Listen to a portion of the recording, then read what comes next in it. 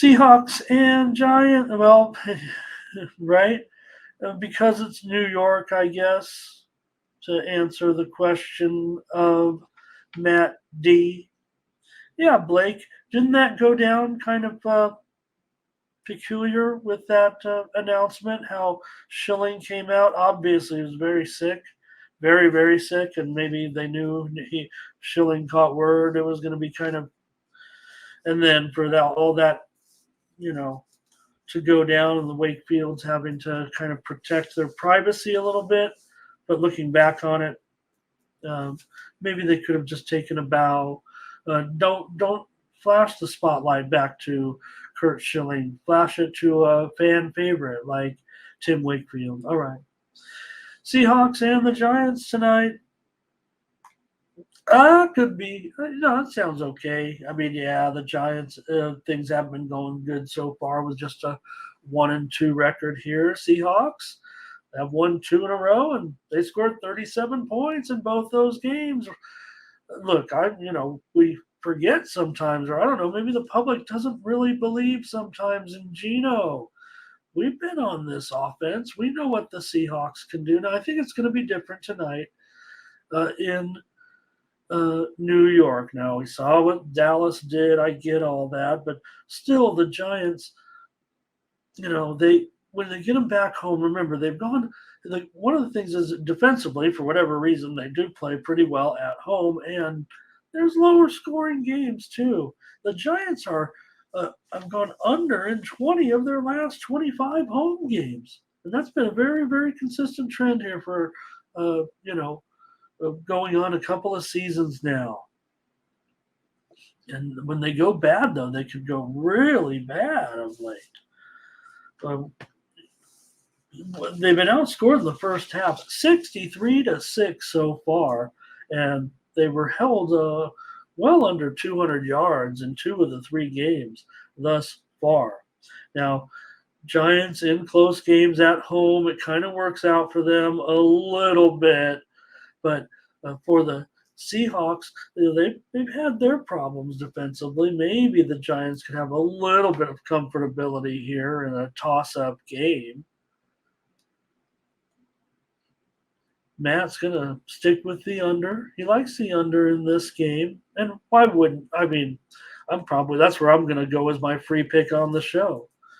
I'm not getting frustrated with my unders. I'm still going to be hitting them, but I might be more interested in the side in this game, and I'm going to give out under as my free play, especially at 47 right now. It does feel like a little bit like it's gone up a little bit here, and why would it? Why would it? Of course, we can talk prime time unders, but who wants to talk about league-wide trends, right? They're kind of boring, but you throw on the top that the Giants are such a heavy under. Seahawks on the road. Yeah, okay, I get it. Seahawks, you go into Detroit, you could get mixed up in a little bit of a high-scoring game a little bit, but it's not like you're going up and facing now the Giants with any offense where, you can kind of trade a little bit on the back end.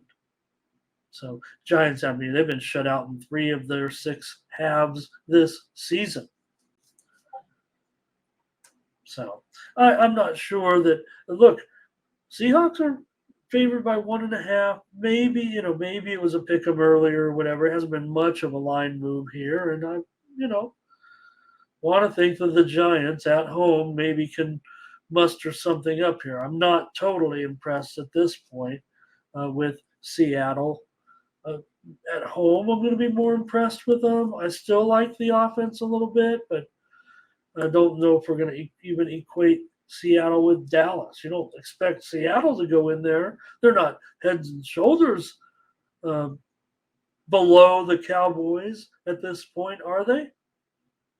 Why wouldn't Seattle go in there and have a good game? Well, I think it's just a little bit different. Road Geno can be a little bit different, especially if he's up against a little bit of defense here. I hope the Giants can get something together. It's a closely rated game. Why wouldn't it? I don't think we're seeing overwhelming, square action here. It feels like the Giants would be the tougher side maybe to get on, but I'm not necessarily seeing it that way from other handicappers in the industry. In fact, right now, I'd say that I'm kind of seeing the pro cappers kind of looking towards the home team here. But I'm going to end up playing the under here as my free play at 47. Yeah, prime time under.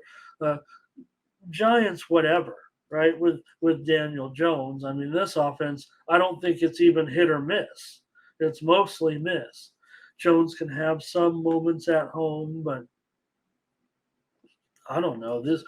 It's a quarterback situation in New York for both these teams at this point. I'm not gonna throw Jones into the same uh, category right now as Wilson.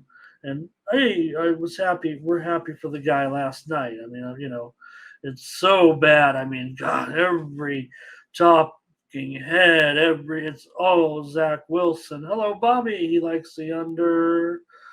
Gonna be kicking some field. Hey, Luis Benegas here today, and he says, "How about the Giants and over? Giants and over there for Luis." All right. Well, we can spend a few more minutes on it, but I'm giving out the under as my pick here on the show. Just gonna kind of ride the prime time angle a little bit. Giants, pardon me, guys. Giants, nothing too special here on offense. We know that Seattle different on the road with their defense, but 47 still seems a bit high to me. I think you guys are kind of leaning under. Darren, though, Seahawks, and he says a 50 total tonight. Looks like he's leaning to the over here a little bit. So I don't like it, my friend. All right, you guys. That's my coverage, I guess, at this point of the game. These are two NFC teams, so they played a little bit. Seattle's won 5 of the last 6 in this series, and under in 4 of the last 5 meetings. Seattle's won and covered each of their last 3 trips here. That's over several seasons, you guys. Some long-term, to me, long-term trends, mostly with division foes, for the most part, or championship foes that end up tangling in the playoffs and get an extra game, an important matchup or two in there. So